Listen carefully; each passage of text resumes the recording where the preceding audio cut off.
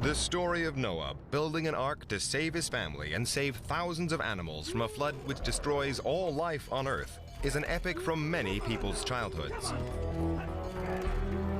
It's a wonderful story found in the Bible, the Quran, and the Torah.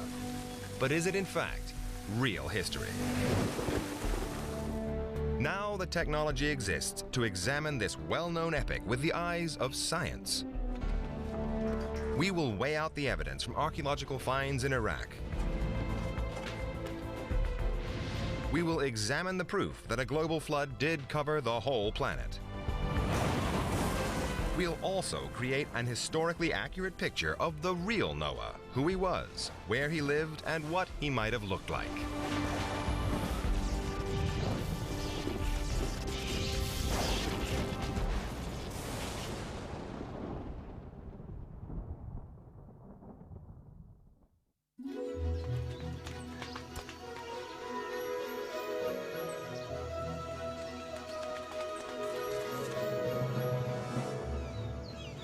The story of Noah is told in the book of Genesis, in the Bible and the Torah. It's set somewhere in the Middle East about 5,000 years ago. Hey, stop that! Noah's family includes his wife, his 3 sons, Shem, Ham, and Japheth, and their brides. Noah stands out as a good person, the only virtuous man left in a world that had become filled with corruption and violence. He is described as a wine grower, a claim that has an authentic ring to it, as wine was grown in the Middle East as far back as 3000 BC.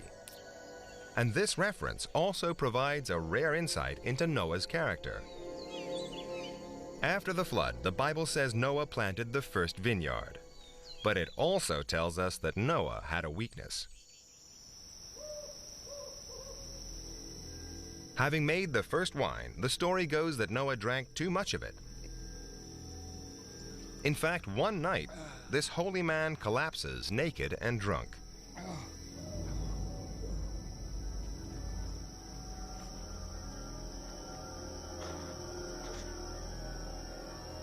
Hisham! Hisham! Horrified, his sons Ham and Shem cover their father.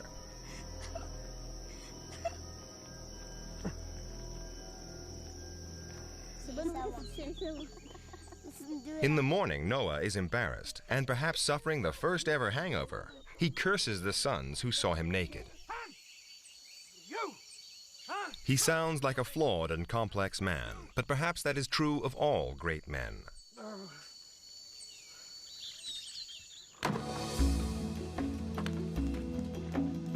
But Noah was probably a very reliable man because God gives him a very big mission. The story goes that God warned Noah in a dream that he was going to punish humanity for its sins with a flood that would cover the whole earth. To save Noah and his family, God told him to build a boat of wood and to line it with pitch inside and out. He also ordered Noah to give the ark 3 decks, a roof, and a door. But the most surprising of God's instructions was the sheer size of the ark. The Bible spells it out in cubits. Traditionally, a cubit was the length of a man's forearm, about 1.5 feet. The Bible says Noah built an ark 300 cubits long and 30 cubits wide by 30 high. That's almost as big as modern supertankers and cruise liners like Titanic.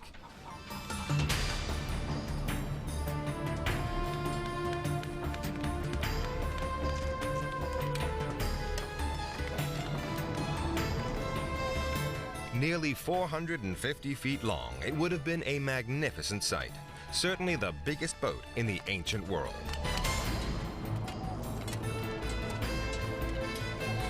Quite an achievement for an ordinary man. Now, the Bible assumes it was possible to build this monster vessel out of wood alone. It's a pretty big assumption.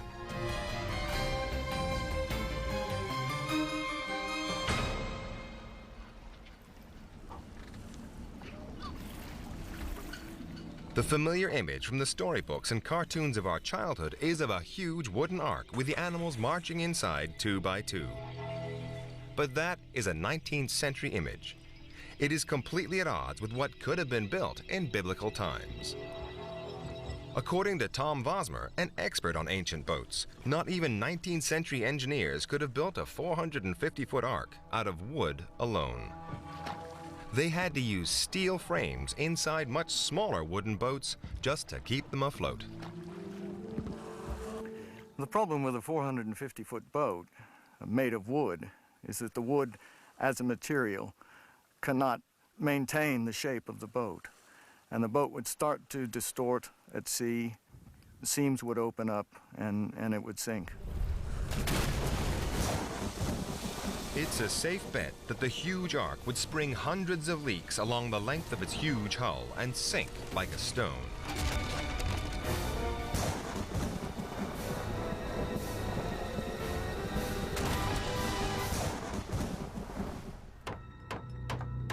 That's not to say Noah didn't build an ark. It's just that it would have been much smaller. Then there's another problem.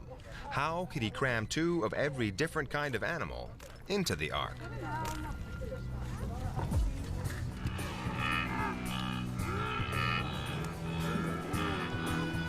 At the latest estimate, there are 30 million species on Earth. Even with a fleet of arks, Noah would have struggled to fit them all in. And how would he have gotten the animals on board? Did he personally go and fetch them, or did they come to him? It is something Noah would have had to consider, especially since he had a pressing deadline. Noah had just 7 days to find all the animals and get them on board. 30 million species in a week. Noah would have needed to load them at the rate of 50 pairs a second. But if one assumes a more realistic loading rate, then it would have taken Noah at least 30 years.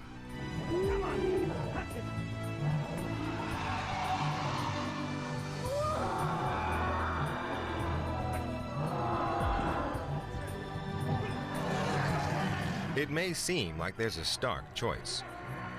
Dismiss the story as myth or appeal to the hand of God. But there may in fact be another explanation. The instruction to load all the animals could have referred only to all the animals in Noah's part of the world. In fact, the book of Genesis specifies which animals Noah was to load. The same book has a second set of instructions, which are much less well known but present an even more realistic scenario. Noah is told to take 7 pairs of clean animals. Clean animals were those considered suitable for ceremonial sacrifices to God.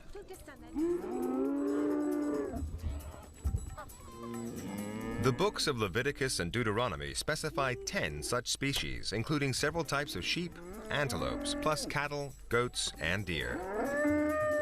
7 pairs of 10 species. That's 140 animals. Then Noah is directed to take a pair of each impure animal and bird. Again, the books of Leviticus and Deuteronomy list 30 or more. They include the pig, the hare, the lizard, the snail, and so on. That's a further 60 animals. Then finally, Noah is told to load 7 pairs of the clean birds, like doves, ducks, and cockerels. Adding all that up, Noah had 260 animals. That's child's play compared to 30 million. Especially if you discount the elephants, kangaroos, and reluctant camels.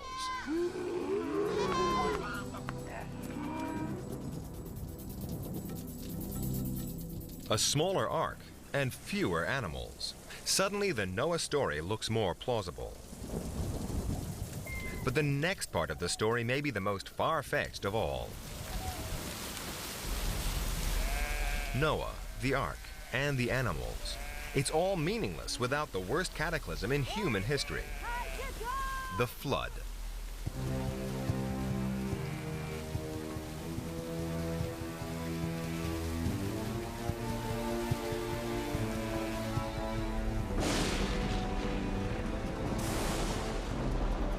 According to the Bible, it rained until the whole world was covered in water. Such a catastrophe should have left evidence all over the planet in the form of uniform marine sediments spread across the earth and the ocean floor. But have geologists found any proof of a devastating global flood?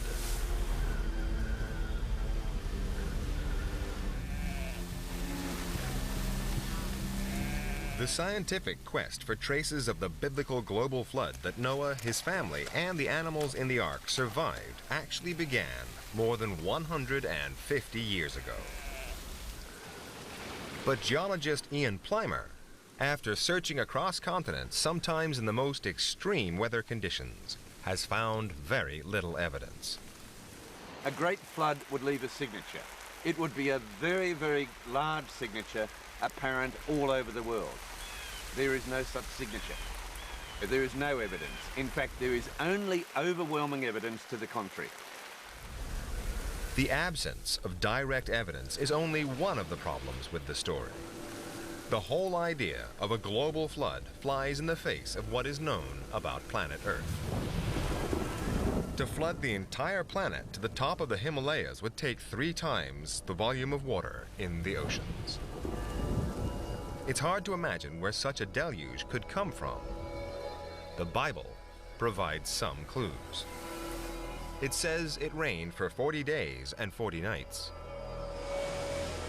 But even non-stop, that's not enough. We know of how much water we've got in the oceans. We know how much water is in the polar ice caps. We know how much water is in the atmosphere, and we know how much water is in the rocks. If we put all of that together, which has happened many times in the geological past, we still do not flood the continents.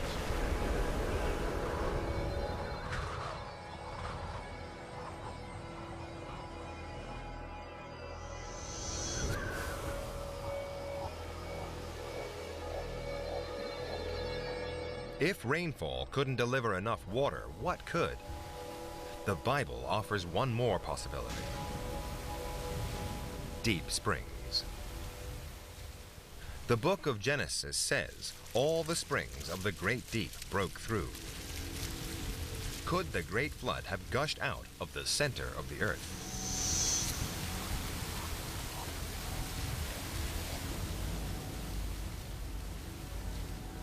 It's an impossibility to have that much amount of water coming out from springs, fountains or geysers. If all of that water was in the earth and in the crust, then well before it had been released as geysers, the crust would have been quicksand. You couldn't have walked. Even if the flood had been caused by a miracle, Noah, his family, and the animals would have faced further problems. The amount of water flooding the surface of the planet would have changed the Earth's atmosphere.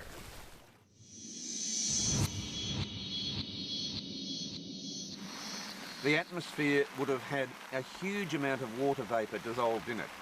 So much so that you would have drowned by breathing, and so much so that atmospheric pressure would have crushed your lungs. Geysers present another potentially fatal problem. They release poisonous gases from deep within the Earth's core, which probably would have killed everybody, whether or not they were in the ark. Geysers pump out huge amounts of noxious sulfur-rich gases. Even before the flood, you could not have breathed.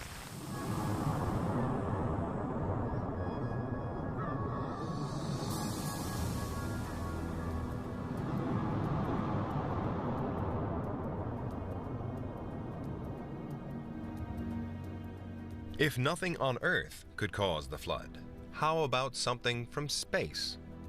Like a comet.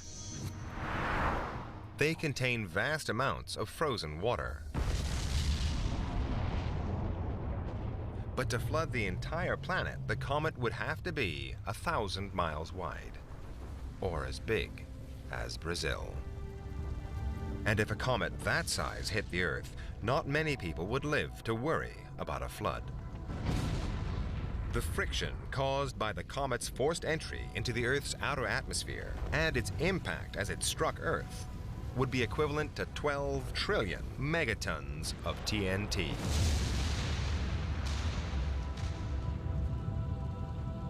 The biggest explosion of all time. Comets carry water. They are dirty ice. As they come into the atmosphere, they explode. There are massive shock waves. Massive areas of forest wiped out. Huge extinctions of life from a comet. The comet's devastating impact would force the temperature of the atmosphere to rise to 12,000 degrees Fahrenheit. Hotter than the surface of the sun. We would have had no life to go onto an ark. Noah, his family, and all the animals 2 by 2 would have been fried to charcoal before the whole flood started.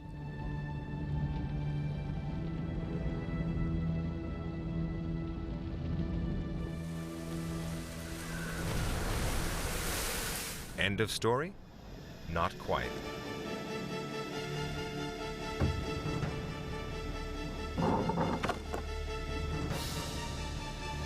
According to the Bible, Noah's Ark landed in the mountains of Ararat, today in eastern Turkey. The earth was revealed at last, and the animals disembarked after months below decks to repopulate the world.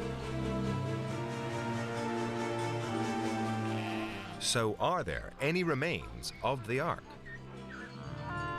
The problem is that the evidence, wood, rots in a matter of centuries.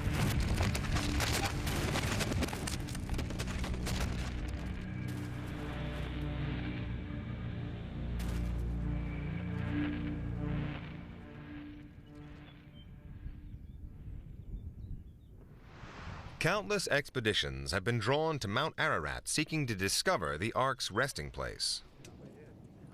There are no obvious remains of the Ark on the slopes of Mount Ararat. This hasn't stopped a thriving tourist industry, pilgrims, Ark hunters, and locals convinced that they will find the remains of the Ark somewhere on the mountain. One French expedition in the 50s did find an ancient-looking piece of wood 12,000 feet up in a glacier. As a geologist, Ian Plimer wanted to find out more. He knew that for the timber to be part of Noah's Ark, it would need to be dated to around 3000 BC. When this piece of wood was found, it was thought to be the clue. This is what we need to show we have Noah's Ark. And so they took the wood to date it. And you can date wood by measuring tree rings or by carbon dating. It wasn't old enough. The wood was from the 8th century, 4,000 years after Noah's time. But what was the wood doing on the slopes of Ararat? The wood would have been transported there to build a structure, something like a church. There is a booming ark business there now. There was in the past. It certainly didn't come from Noah. But just as Ararat was looking like a false trail for ark hunters, this ancient mountain came up with a new twist.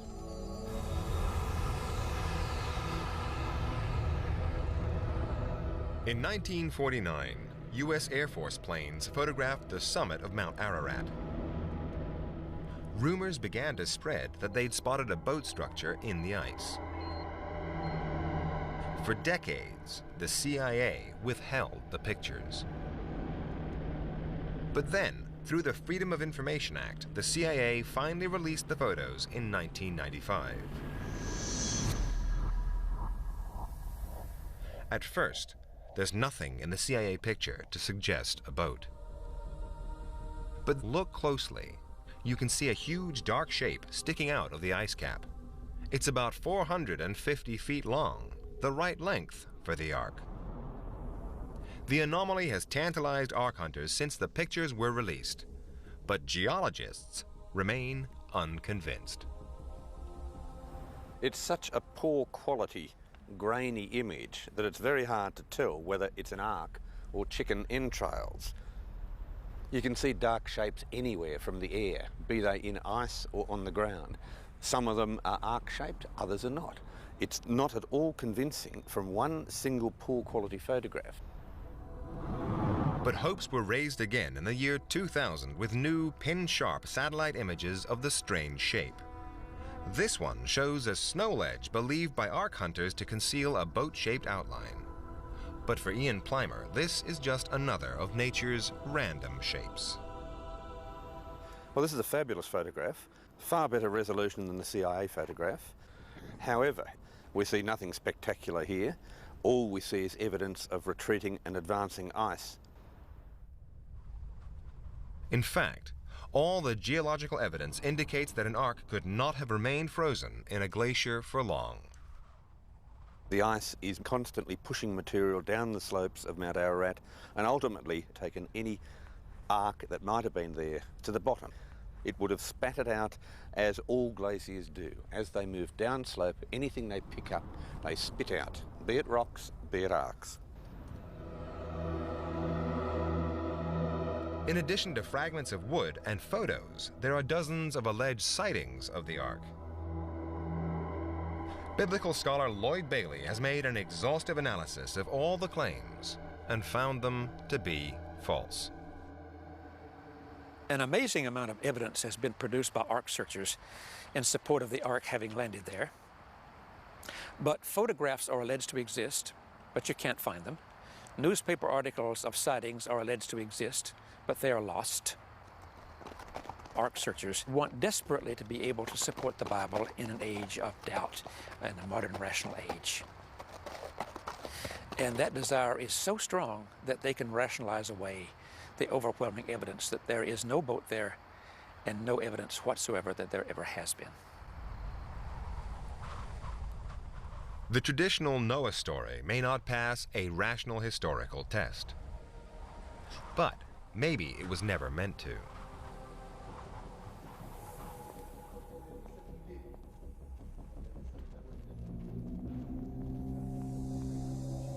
Biblical scholars, using clues in the language used by the Bible, are agreed that the story of Noah was physically written down in the 6th century BC. The scribes who wrote it were Jewish priests who were in exile in Babylon, today modern Iraq. Maybe they sat down one day to make up a cautionary tale about what happens when people disobey God. But it's said that all stories have some seeds of truth. Maybe the Noah story is an exaggeration, an embellishment of something that really happened. 150 years ago, archaeologists made some extraordinary finds in Iraq, evidence that would rewrite the famous story about Noah and his ark full of animals.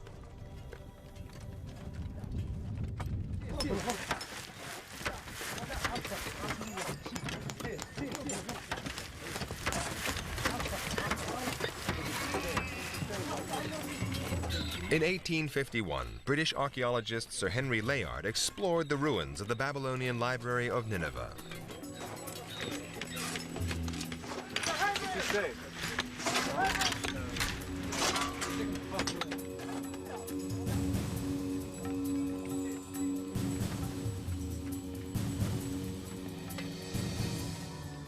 His finds were a breakthrough. Hundreds of clay tablets of all sizes and shapes. They may have held vital clues about the Noah story. The trouble was, Sir Henry couldn't decipher the ancient Babylonian script. So he packed the tablets and sent them off to London, to the British Museum, to be deciphered by experts.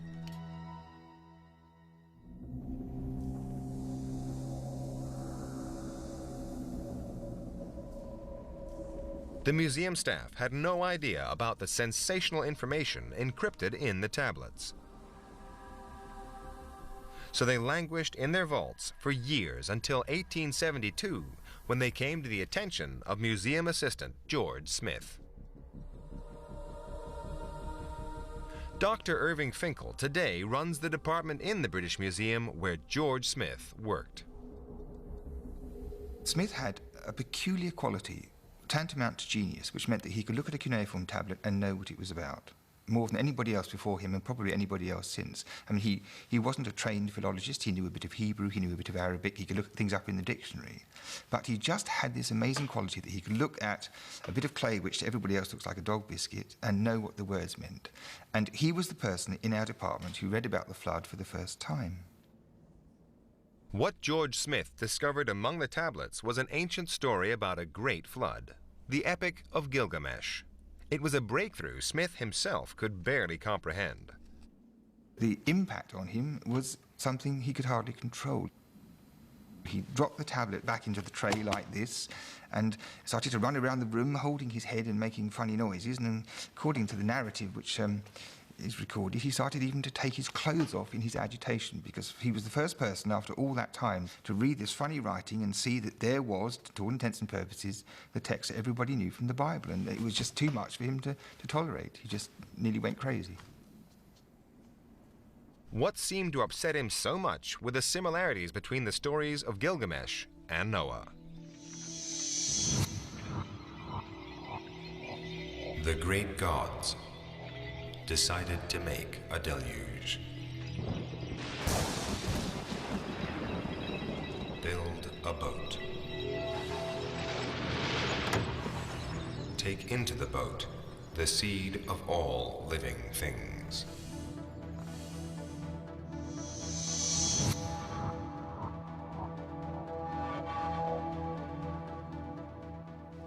Irving Finkel has a theory why George Smith behaved so oddly that fateful day.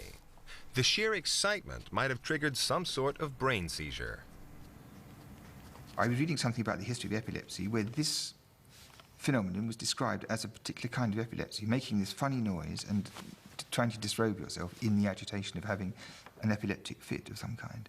And it did occur to me to wonder whether the shock that hit him, the real shock, might not have triggered something of that kind.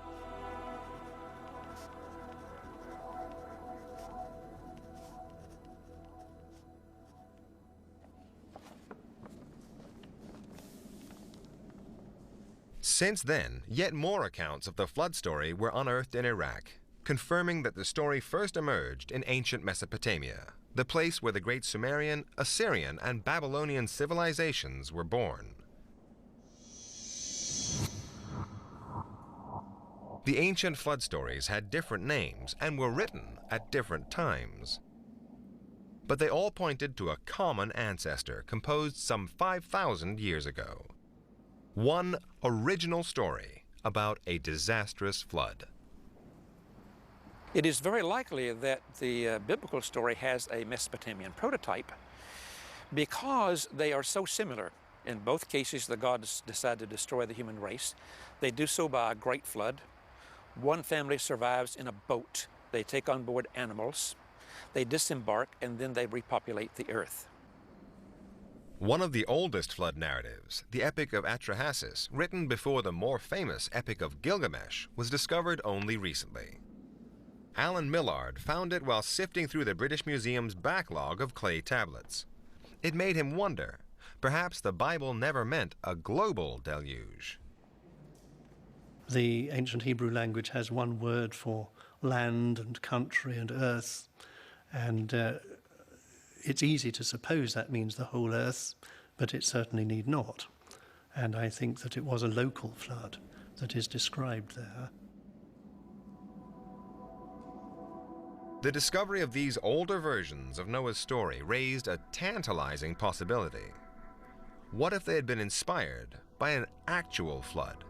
Not a global deluge, but a regional flood in Mesopotamia. In the 1930s, archaeologists returned to Iraq to find out.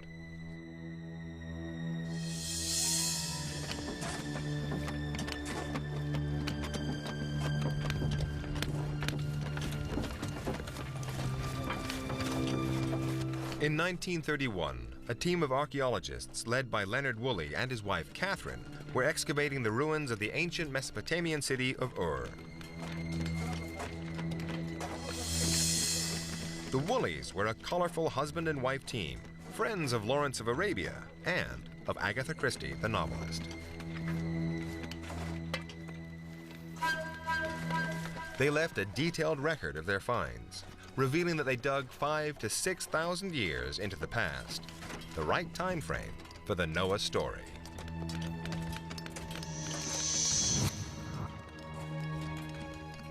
One day, his workmen struck an unusual layer of soil, one that could only have been deposited by water.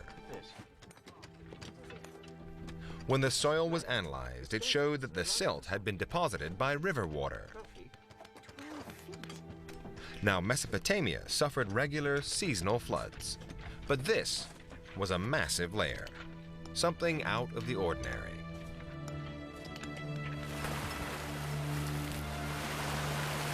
In fact, later archaeological excavations of ancient city streets show that 5,000 years ago, at least 3 Mesopotamian towns were hit by large river floods.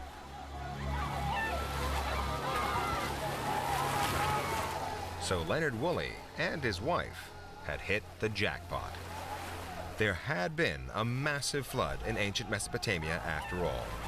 It was conclusive proof a real story lay behind the biblical and Babylonian epics.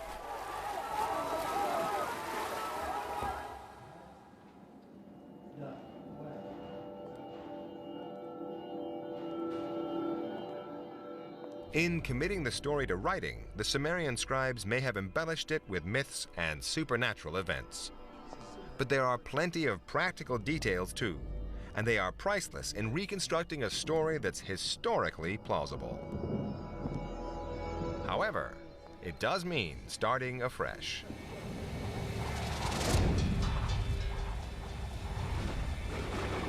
It means setting aside the storybook image of the huge ark,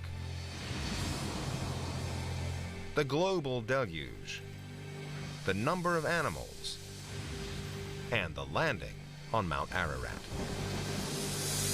Above all, it means abandoning the familiar biblical image of Noah and introducing a very different image of what he might have actually looked like and how he might have lived.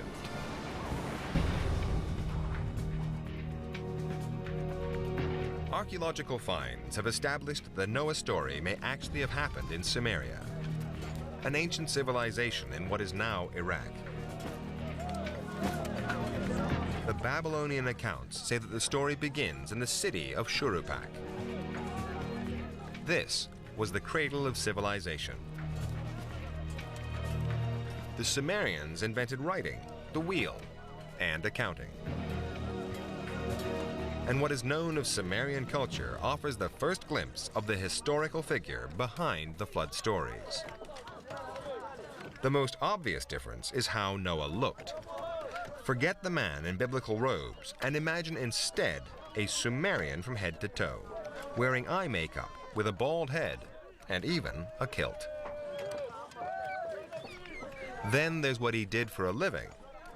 The Epic of Gilgamesh says the Sumerian Noah owned silver and gold. 5,000 years ago, these were the currency of wealthy merchants, suggesting that the Sumerian Noah was not a farmer or a wine grower, but a businessman. Instead of an ark to survive the flood, the Sumerian Noah is more likely to have built a boat to make money, hauling grain, beer, and animals. All the big trading centers, like the great city of Ur, lay on the Euphrates. It was cheaper to take cargo on river barges than by overland caravans.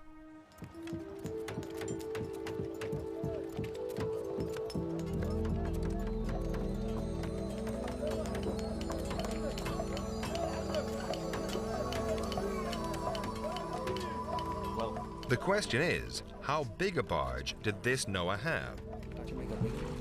The Sumerians used a variety of boats on the Euphrates, from small reed canoes to wooden ones 20 feet long. But the Babylonian sources agree the flood boat was much bigger than those. There was an obvious incentive for merchants to build the biggest commercial river barge possible. But they would have been limited by the technology available. No remains or inscriptions of large Sumerian boats have been found yet. So instead, marine archaeologists have asked how big a boat could the Sumerians have built with the available know-how.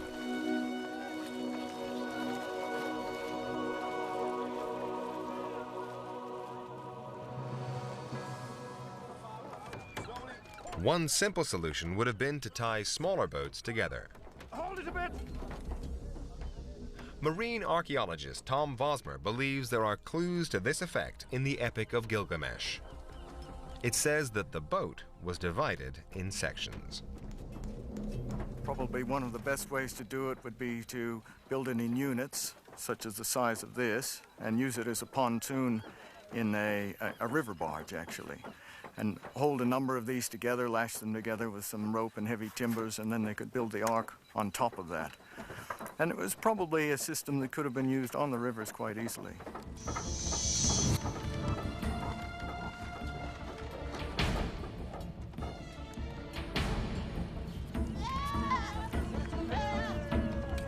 Since the historical ark was a cargo vessel, it's easy to say what the Sumerian Noah loaded onto his barge. Forget the animals marching 2 by 2, and think instead of Noah loading animals, grain, and beer for sale. Even for a rich merchant, it's quite an undertaking to mastermind such a big construction. But according to the Babylonian sources, Noah had more than just wealth on his side.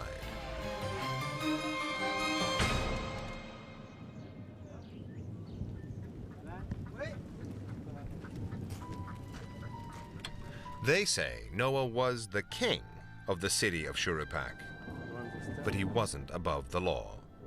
Failure to deliver his cargo would have meant social and financial ruin for Noah, whether he was king or not. In Sumeria, anyone who failed to pay their debts, including kings, was liable to end up as a slave. But how did the flood come into it? The most likely answer is that Noah was caught out by a freak combination of natural events. Keep it coming, keep it Parts coming. of the Euphrates were only navigable when river levels were at their peak. That meant Noah would have had to time his departure carefully. That meant waiting for the meltwaters.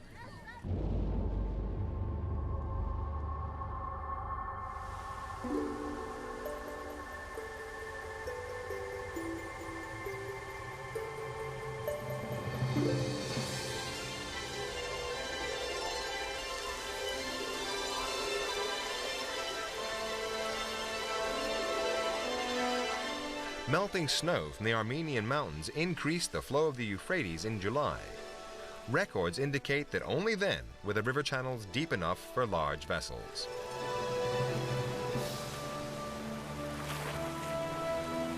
But there was a risk.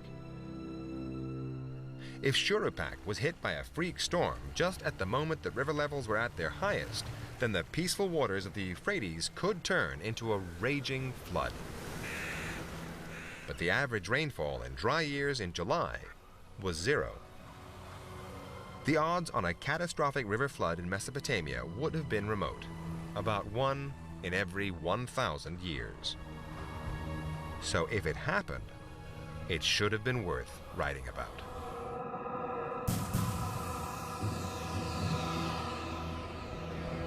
The Babylonian tablets say that on the day of the flood, Noah and his family were having a banquet on the barge.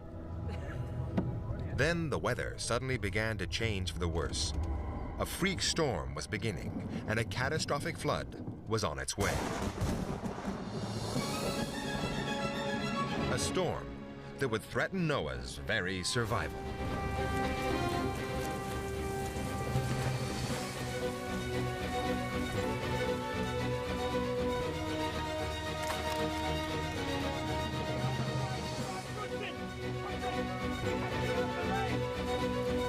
If a flash flood was big enough to sweep away Noah's Ark and put his life in danger, it would have begun with rainfall of tropical intensity in the mountains where the rivers rise. Mesopotamia isn't in the tropics, but there's evidence that hurricanes and tropical storms could get that far. Some 6,000 years ago, it was much warmer and wetter, and it would be no surprise whatsoever to get a tropical storm. We could have had 10 times the rainfall. Some of these meteorological events are absolutely catastrophic, and these are the sort of events that we record in history. We don't record the normal day-to-day humdrum. If a freak storm coincided with the seasonal snow melt, then the Euphrates could easily have flooded the Mesopotamian plain.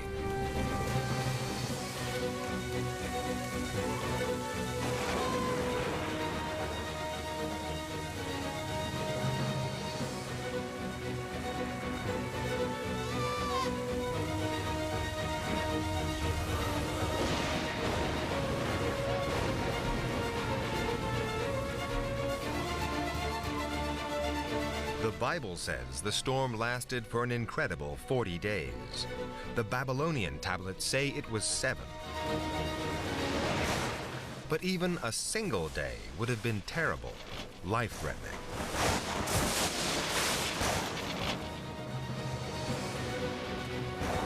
With much of his cargo left behind or swept away, Noah's barge would have been at the mercy of the raging Euphrates.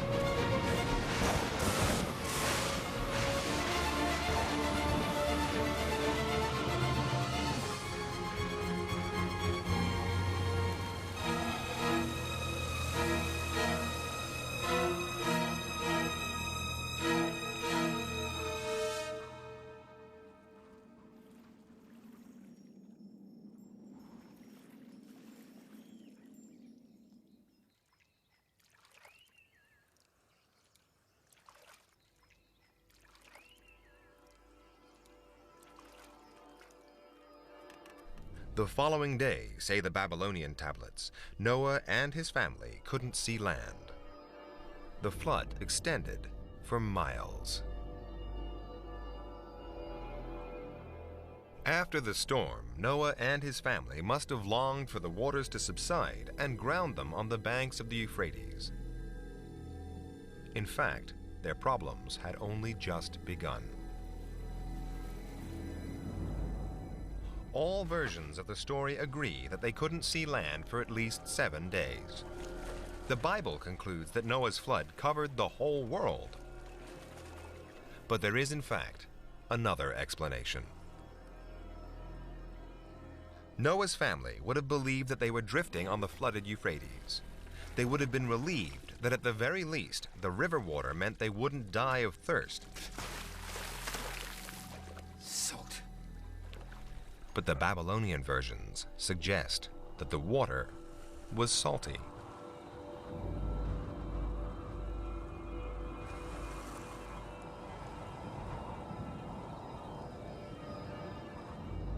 Noah's Ark was no longer drifting on the flooded Euphrates. If you plot Noah's course from Shuruppak, now in the flooded plain, the currents would have swept his barge downstream into the Persian Gulf. This tallies with the Epic of Gilgamesh, which says that he looked upon the sea.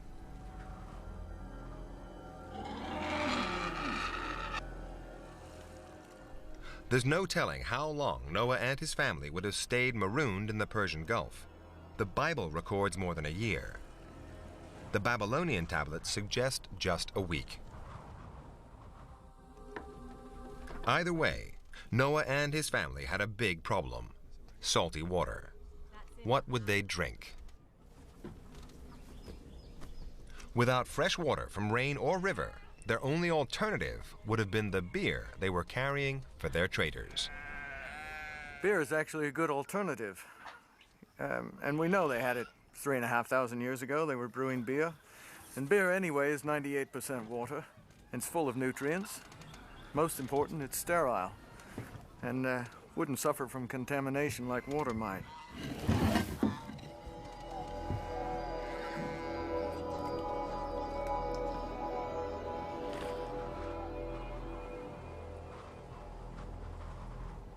One of the hallmarks of the Noah story is that the ark is said to have landed in the mountains of Ararat. But if there was no global flood, then it's far more likely that it landed somewhere else altogether. The mountains of Ararat lie to the north of Shuruppak. Swept downriver, the barge would have grounded 500 miles away on the shores of the Persian Gulf. In the Bible, once the ark has grounded, the story is almost over. But the Babylonian tablets hint that Noah's adventures were far from over. There are several puzzling references. One talks of the overthrowing of his kingship. Another says the flood hero was expelled.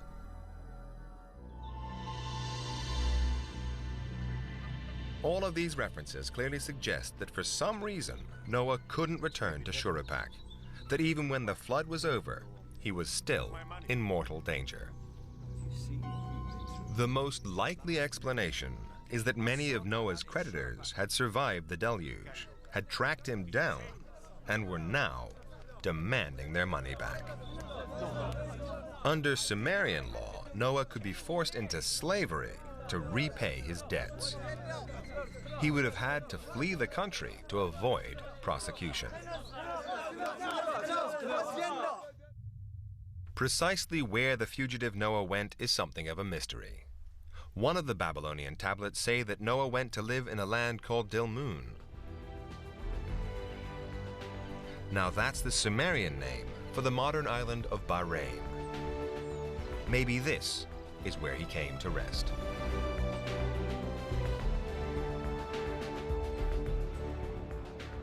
That is where, after the flood was over, the Babylonian Noah was settled by the gods.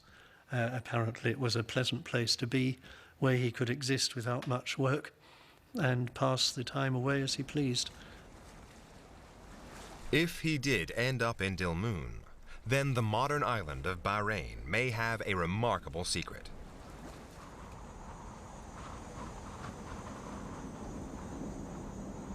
Its landscape is dotted with hundreds of thousands of burial mounds, and only a handful of these tombs have been excavated. But many date back to Sumerian times. They are the sort of place a great king would be laid to rest in.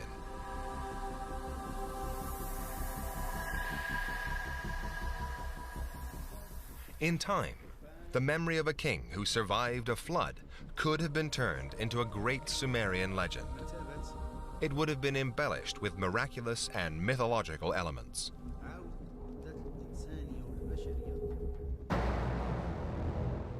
Eventually, it would have been written down, copied and recopied by generations of scribes, giving rise to new versions.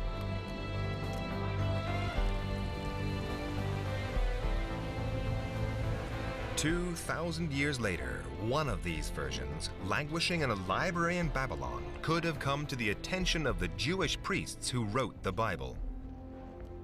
When they first read the story, how could they fail to recognize the lessons it offers? If humankind falls short of God's laws, there's a dreadful price to pay. Behind that moral message lies one of the world's great stories. And behind that story, we can just glimpse a real man, a real boat, and a real adventure.